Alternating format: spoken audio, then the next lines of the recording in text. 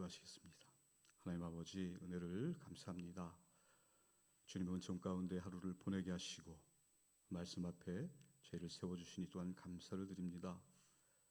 이 시간 계시의 말씀이 하나님의 크신 사랑을 보게 하시고 전하는 자나 듣는 모든 분들에게 생명의 말씀이 되게 하실 줄 믿습니다.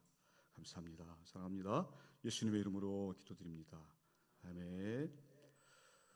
고난주간을 지나고 있습니다. 주님께서 저와 여러분의 십자가를 대신 지시고 걸어가신 그 길을 깊이 묵상하는 시간이 되었으면 좋겠습니다. 이 시간은 가스펠 프로젝트 12번째 시간입니다. 고난도 포함하는 하나님의 계획이라는 제목으로 말씀을 나누겠습니다. 고난 없는 삶은 모든 인간이 바라는 삶입니다. 사람들은 한 세상 그저 고난 없이 누릴 것 누리고 제 명대로 살다 가는 게 행복한 인생이라고 생각합니다. 기독교인들도 고난에 대한 태도는 세상 사람들과 크게 다르지 않은 것 같습니다. 고난 없는 형통한 삶을 기대하는 게 사실입니다. 그래서 때로는 나의 공로로 하나님과 협상을 하기도 합니다. 하나님, 제가 이만큼 순종했으니 이 정도 보상은 좀 해주십시오. 양심상 큰 거는 바라지 않습니다. 그저 자식들 속 안 썩이게 해주시고 남에게 부끄럼 당하지 않도록만 해주십시오. 여러분, 이런 기도 해보신 적 없으십니까? 대답이 없으신 거 보니까 경건한 기도만 하셨나 봐요. 저만 이렇게 기도했나 봅니다. 하나님께서는 우리가 원하는 것을 무엇이든지 주신 그런 분이 아닙니다. 그러나 많은 그리스도인들은 내가 하나님께 순종만 하면 하나님이 내 소원을 들어주시고 온갖 어려움을 해결해 주실 거야 라고 믿기도 합니다. 그런데요, 이것은 매우 위험한 생각입니다. 이와 같은 믿음은 잘못하면 1,000원을 넣으면 1,000원짜리 제품이 나오고 10,000원을 넣으면 10,000원짜리 제품이 나오는 자동 판매기처럼 하나님을 내 수고한 만큼의 보상해 주는 분으로 생각할 수 있습니다. 특히 선한 행위를 하면 더 기대를 하죠.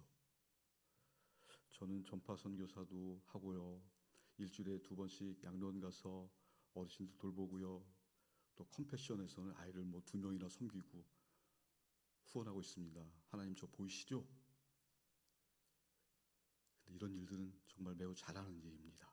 그러나 이런 선행으로 보상을 기대한다는 것이 문제가 되는 것입니다. 그런 분들은요, 고난을 막상 만나게 되면 쩔쩔맵니다. 그리고 실망하게 되고요, 내가 할 수 있는 최선을 다했다고 생각하는 경우는 그 실망을 넘어서 분노까지 하게 됩니다. 분노하니까 생각나는 지인 목사님이 계십니다. 목사님이 전도사 시절의 이야기인데요, 이제 막 결혼도 하시고 아이도 생기고 그래서 자, 이제 하나님께서 드디어 가정도 허락하시고 자녀도 허락하시고 더 풍요롭게 풍성한 가운데 내 사역을 열어주실 거야 아주 기대하면서 더 열심히 교회도 섬기고 우리 성도님들을 섬겼는데요, 어느 날 지방에 다녀오다가 교통사고가 났습니다. 그래서 사고가 꽤 크게 나서 몇 달 동안 병원에 입원해 계셨습니다. 그런데 너무 오래 병원에 입원해 있으니까 그 사역지를 또 내려놓게 됐습니다. 근데 중요한 거는, 문제는 그 사임이 자의가 아니어서 전도사님이 굉장히 크게 충격받으시고 또 굉장히 낭망했던 그런 시기가 있었습니다. 나중에는 그것이 하나님의 일하심이었다라고 고백하셨지만 당시에는 자신의 의지로 사임한 것이 아니기 때문에 사역지도 잃고 이제 앞날이 캄캄해졌잖아요. 그래서 하나님을 원망도 하게 되고 그랬다는 말씀을 들은 적이 있습니다. 근데 지금은 이제 신학 박사도 하시고 학교에서 학생들도 가르치시고 또 교회도 열심히 홍천에서 은혜롭게 잘 섬기고 정말 사랑의 목자로 존경받으시면서 그렇게 생활하고 계십니다. 이런 분들도 막상 내가 이렇게 하나님 열심히 섬겼는데 환난이 닥치고 고난이 오니까 하나님께 이렇게 뭐라고는 말을 못하고 정말 낭망해서 자칫하면 사역자의 길을 포기할 뻔했다, 그런 말씀을 하시더라고요. 여러분, 순종을 잘하면 고난이 없는 삶으로 하나님께서 보장하실까요? 그렇지 않습니다. 이 생각은 위험합니다. 앞에 목사님의 경우처럼 현실이 내 기대와는 다르게 나왔을 때 좌절하고 또 낭망합니다. 내 수고가 부족한 걸까? 내가 잘못 믿고 있는 것일까? 그래서 이런 결과가 생긴 걸까? 믿음까지도 흔들릴 수 있습니다. 성경은요, 하나님을 잘 믿으면 고통 없는 삶을 살게 된다라고 절대 말하지 않습니다. 우리가 사는 이 세상은 타락한 세상입니다. 죄된 세상에서 어쩌면 우리 크리스천들에게 고난은 당연한 것일 수도 있습니다. 그런데 감사한 것은 우리 삶에 일어나는 이러한 고난 또 불의를 통해서도 하나님께서 일하신다는 사실입니다. 이것이 오늘의 신학적 주제입니다. 오늘의 신학적 주제를 함께 읽었으면 좋겠습니다. 읽습니다. 우리 삶을 주관하시는 하나님은 고난과 불의를 통해서도 우리를 향한 하나님의 계획을 이루십니다. 아멘. 하나님의 계획 안에 왜 고난도 포함되는지 알기 위해서 우리 교재에서는 세 가지를 말하는데요. 자, 첫 번째는 계획하시는 하나님을 신뢰하십시오라고 말씀합니다. 함께 따라 해볼까요? 계획하시는 하나님을 신뢰하십시오. 그렇습니다. 하나님의 계획에는 형통과 고난이 모두 포함되어 있습니다. 우리는 하나님이 어떻게 아브라함과 또 이삭과 야곱과 맺은 언약을 신실하게 지키셨는지 앞에서 쭉 보았습니다. 하나님은 약속의 땅을 받기 전에 너희들이 노예 생활을 할 것이다 라고 경고를 이미 하셨습니다. 어디서요? 창세기 15장 13절 기억나십니까? 함께 읽었으면 좋겠습니다. 함께 읽습니다. 여호와께서 아브라함에게 이르시되 너는 반드시 알라. 내 자손이 이방에서 객이 되어 그들을 섬기겠고 그들은 400년 동안 내 자손을 괴롭히리니. 분명히 이렇게 말씀하셨어요. 하나님의 계획은 아브라함을 또 아브라함의 후손을 통해서 세상을 축복하시는 것입니다. 이 과정 속에 고난도 있는 것입니다. 야곱의 그 많은 아들 중에서 오늘 다룰 요셉 이야기가 우리 성경의 중심 이야기가 됐잖아요. 그것은 하나님께서 고난을 통해서 계획하시는 것이 얼마나 큰 것인지 말해주는 것입니다. 창세기 37장 3절에서 11절 말씀을 함께 읽기를 원합니다. 요셉은 노년에 얻은 아들이므로 이스라엘이 여러 아들들보다 그를 더 사랑함으로 그를 위하여 최새곳을 지었더니 그의 형들이 아버지가 형들보다 그를 더 사랑함을 보고 그를 미워하여 그에게 편안하게 말할 수 없었더라. 요셉이 꿈을 꾸고 자기 형들에게 말하매 그들이 그를 더욱 미워하였더라. 요셉이 그들에게 이르되 청하건대 내가 꾼 꿈을 들으시오. 우리가 밭에서 곡식단을 묶더니 내 단은 일어서고 당신들의 단은 내 단을 둘러서서 절하더이다. 그의 형들이 그에게 이르되 네가 참으로 우리의 왕이 되겠느냐? 참으로 우리를 다스리게 되겠느냐? 하고 그의 꿈과 그의 말로 말미암아 그를 더욱 미워하더니 요셉이 다시 꿈을 꾸고 그의 형들에게 말하여 이르되 내가 또 꿈을 꾼즉 해와 달과 11별이 내게 절하더이다 하니라. 그가 그의 꿈을 아버지와 형들에게 말하매 아버지가 그를 꾸짖고 그에게 이르되 네가 꾼 꿈이 무엇이냐? 나와 내 어머니와 내 형들이 참으로 가서 땅에 엎드려 내게 절하겠느냐? 그의 형들은 시기하되 그의 아버지는 그 말을 간직해 두었더라. 아멘. 야곱은 요셉이 특별히 사랑하는 아들입니다. 왜냐하면 그 아내 라헬을 무척 사랑했잖아요. 그 사랑하는 아내 라헬이 뒤늦게 얻은 아들이 요셉이지 않습니까? 그래서 채색 옷도 입히고 편애를 했는데 그 편애가 결국 그 형제들을 폭발시킨 거잖아요.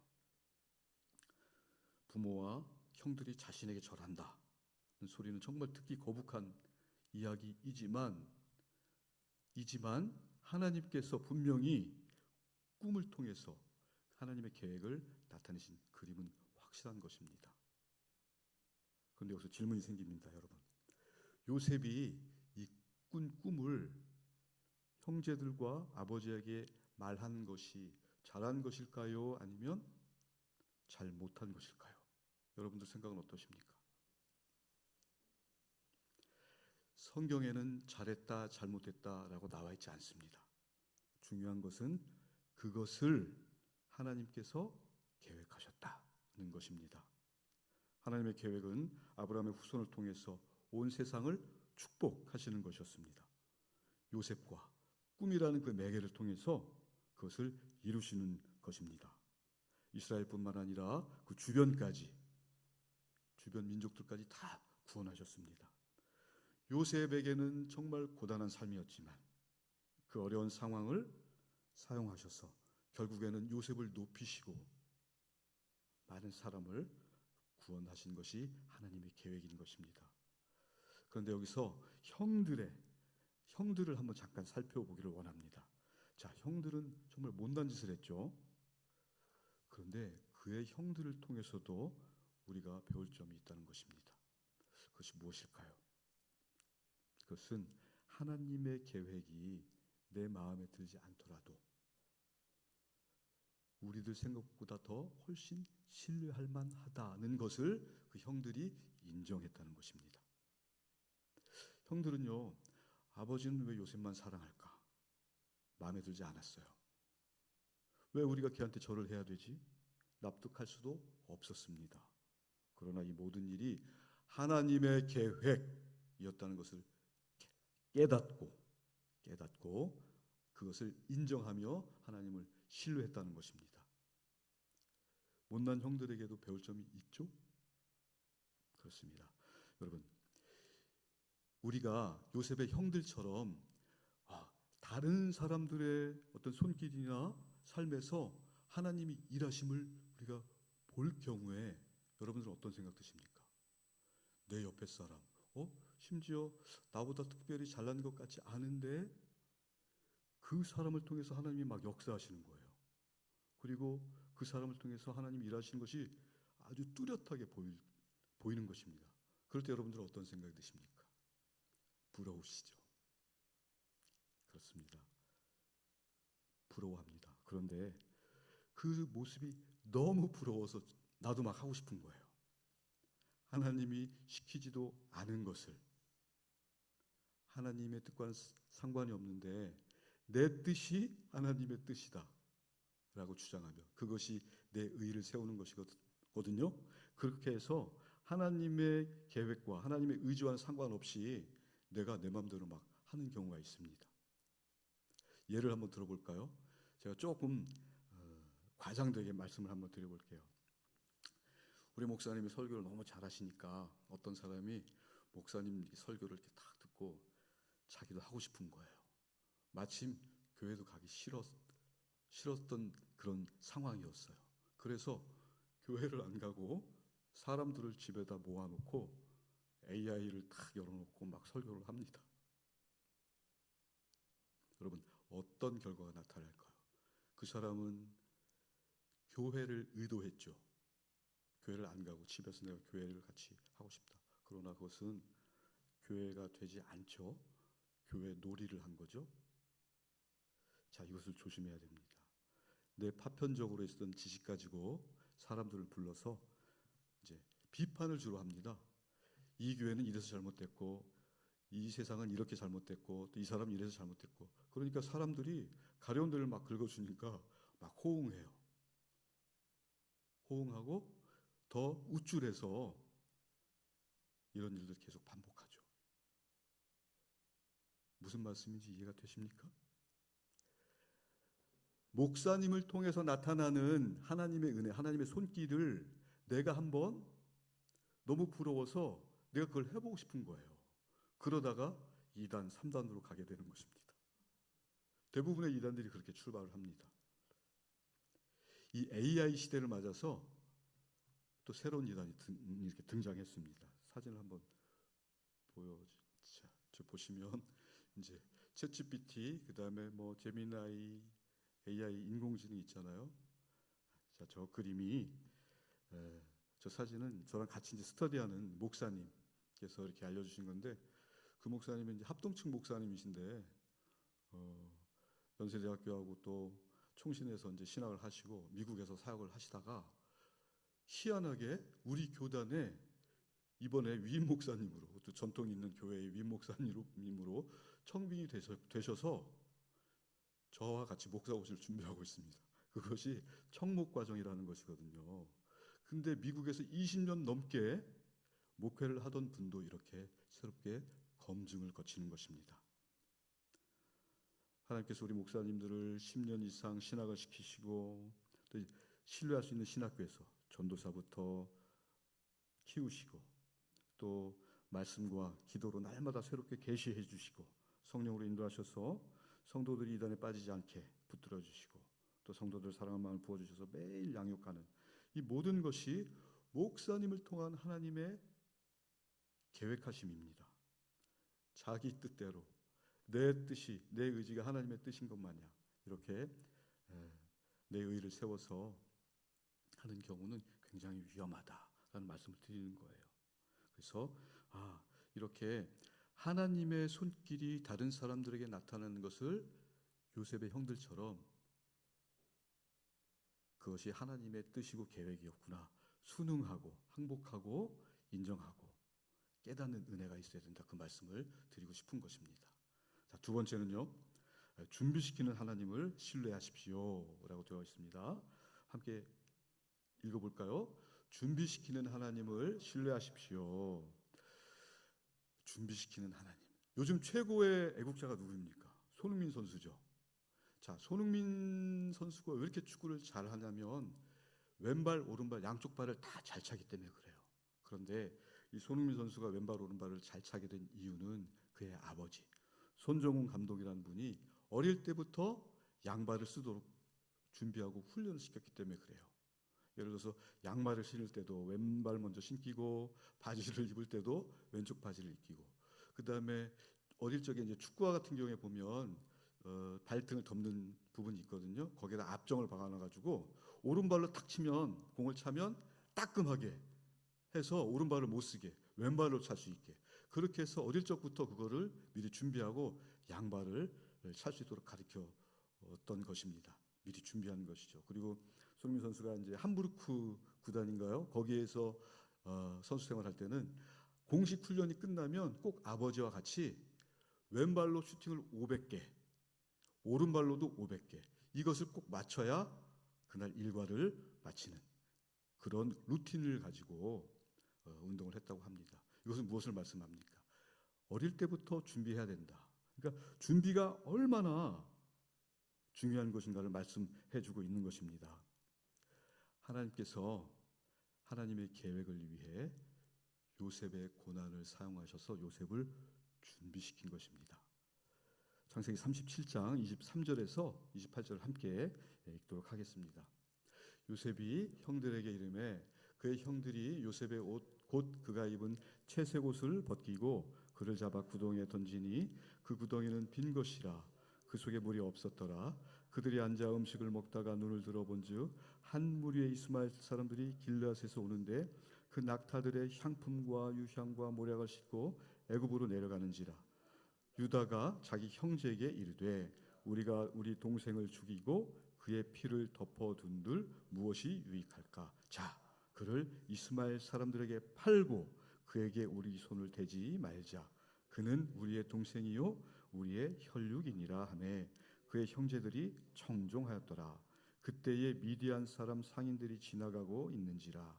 형들이 요셉을 구덩이에서 끌어올리고 은 20에 그를 이스마엘 사람들에게 팔매 그 상인들이 요셉을 데리고 애굽으로 갔더라. 요셉의 형들이 채색옷을 벗기고 그 동에 요셉을 던집니다. 그런데 이제 유다가 새로운 계획을 짜서 죽이지 말고 그냥 팔도록 하자, 그렇게 말했습니다. 그래서 은 20에 요셉을 팔죠.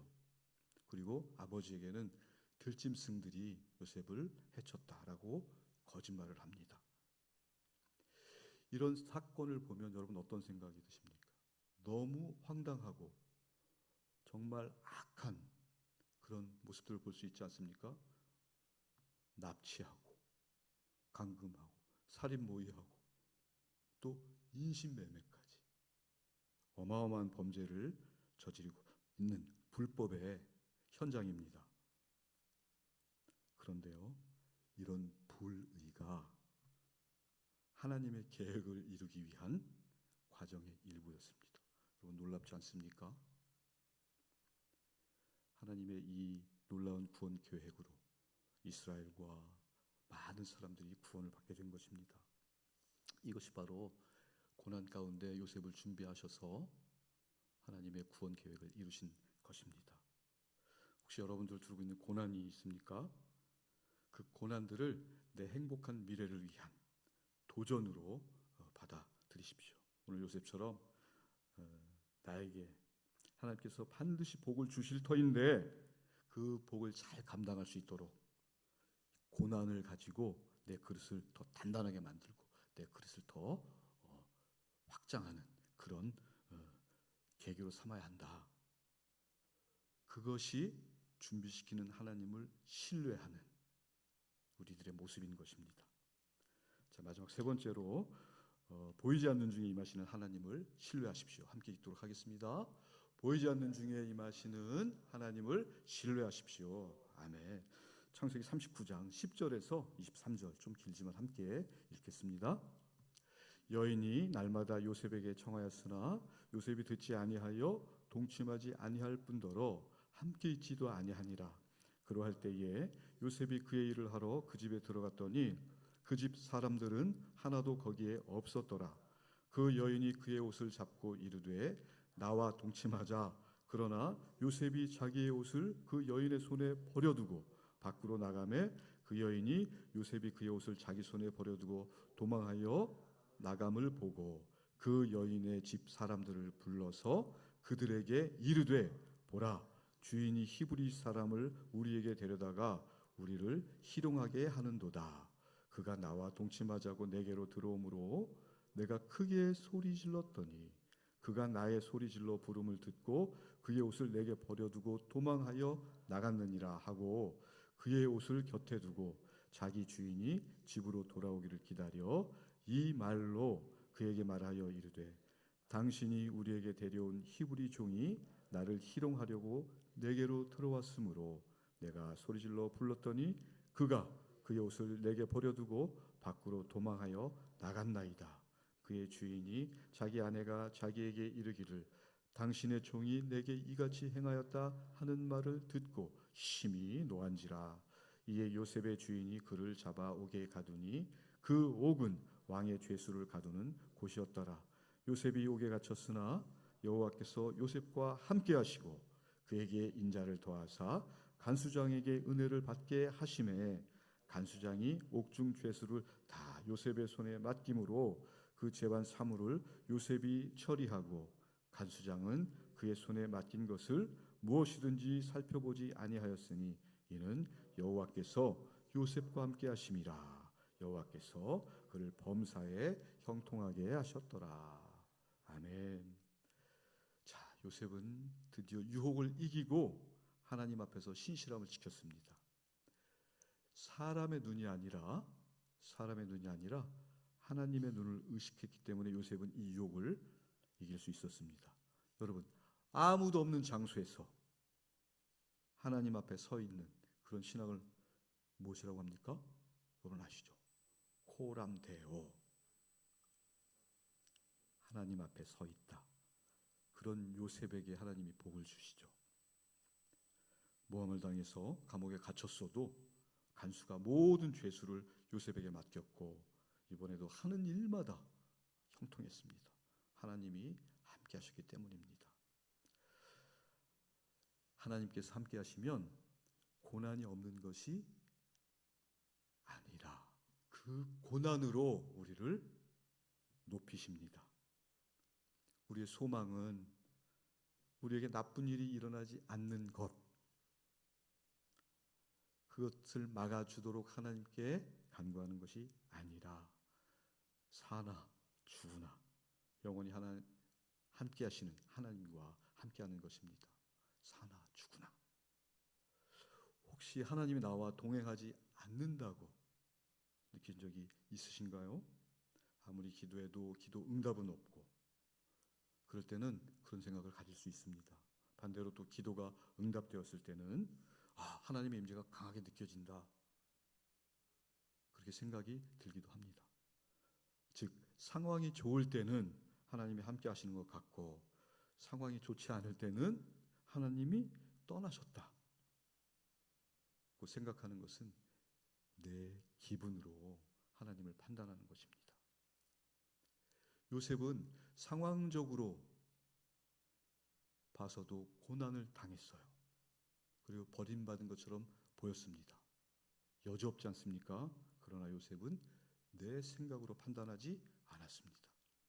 늘 함께 하겠다고 약속하신 하나님을 끝까지 신뢰하고 있는 것입니다. 요셉이 고난 후에 총리 자리에 오르게 되는 것처럼 우리 예수님도 높임을 받으시기 전에 고난을 받으셨습니다. 예수님께서는 요한복음 15장 20절에 보면 종이 주인보다 크지 못하다라고 말씀하십니다. 무슨 말씀입니까? 왕이신 예수님이 박해를 받으셨으므로 왕의 종인 너희들도 당연히 박해를 받아야 한다라고 말씀하시는 것입니다. 예수를 따른 우리는 예수님처럼 고난을 받을 것입니다. 그러나 결국 예수님처럼 세상을 이기고 축복을 받게 될 것입니다. 지금 고난 중에 계신 분이 계시다면 이 말씀이 힘이 되실 것입니다. 히브리서 5장 8절 말씀을 함께 읽으심으로 오늘 말씀을 맺도록 하겠습니다. 함께 읽겠습니다. 그가 아들이시면서도 받으신 고난으로 순종함을 배워서 온전하게 되셨은즉 자기에게 순종하는 모든 자에게 영원한 구원의 근원이 되시고 하나님께 멜기세덱의 반차를 따른 대제사장이라 칭하심을 받으셨느니라. 아멘. 기도하시겠습니다. 하나님 아버지, 고난주간을 지나며 주님께서 짊어지신 그 십자가를 바라봅니다. 고난도 포함되는 하나님의 계획을 따라 묵묵히 순종으로 걸어가신 주님처럼 나의 십자가를 지고 따라가는 저희 모두가 되게 하옵소서. 그리하여 주님처럼 세상을 이기고 참된 복을 받는 신길동교회 우리 모든 성도님들 되게 하옵소서. 감사합니다. 사랑합니다. 예수님의 이름으로 기도드립니다. 아멘.